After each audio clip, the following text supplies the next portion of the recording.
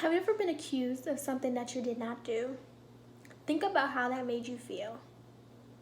Now think about how you would feel if what you were accused of was severe enough to sentence you to death. Hi, I'm Cheyenne Gray, and today I'm going to be talking about the death penalty. First, I'd like you to consider the case of Clifford Williams Jr. Williams was wrongfully convicted of murdering an acquaintance, and his sentence was death. He spent 42 years in prison before in 2019 he was exonerated of the murder charge. His mother died while he was in prison. He was unable to see his children for 42 years. Imagine how he felt. The death penalty, the most severe form of corporal punishment, requires law enforcement to cause the death of a person convicted of a capital offense. According to the Legal Information Institute, a capital offense is a heinous crime, including but not limited to murder, treason, and rape.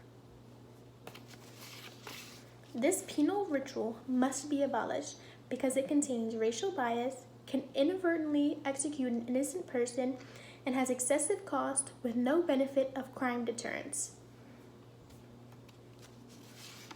The first flaw of the death penalty is the racial bias it involves, making it an unfair and targeted practice. According to the Equal Justice Initiative, people of color are more likely to be sentenced to death than their white counterparts after being convicted of a capital offense. While only 13% of the United States population is black people make up 42% of the people on death row and 34% of those who are executed. Those convicted of murdering white victims are 17 times more likely than those convicted of murdering black victims to be sentenced to death. Another risk associated with the death penalty is that it can inadvertently sentence an innocent person to death. According to the National Coalition to Abolish the Death Penalty, since 1973, when the Supreme Court ruled on the constitutionality of the death penalty, approximately 156 people on death row have been exonerated.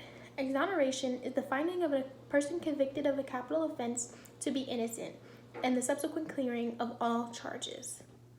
Thus, since 1973, for every 10 people sentenced to death, one person has been exonerated.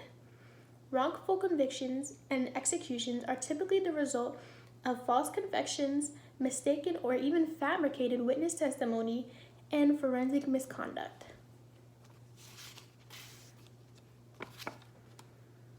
Advocates of the death penalty often cite crime deterrence as a reason for keeping the death penalty. However, there has been no evidence to support this claim. Thus, the death penalty is excessively expensive with no benefit for effectively no reason. According to the American Civil Liberty Union, when comparing states with the death penalty to states without the death penalty, states with the death penalty do not show lower rates of capital offenses. Between the years 2000 and 2010, murder rates in states with the death penalty were about 25% higher than states without the death penalty. According to a Kansas audit, it found that death penalty cases cost about 70% more than non-death penalty cases. Similarly, before the abolition of the death penalty in Maryland, death penalty cases costed about $3 million for an individual case. Also, the current system in California contains a death penalty, and it costs about $137 million per year. Without the death penalty, the system in California could cost $11.5 million per year. That is a significant decrease. Therefore, the death penalty is excessively expensive with no benefit of crime deterrence, as proponents of the death penalty often cite.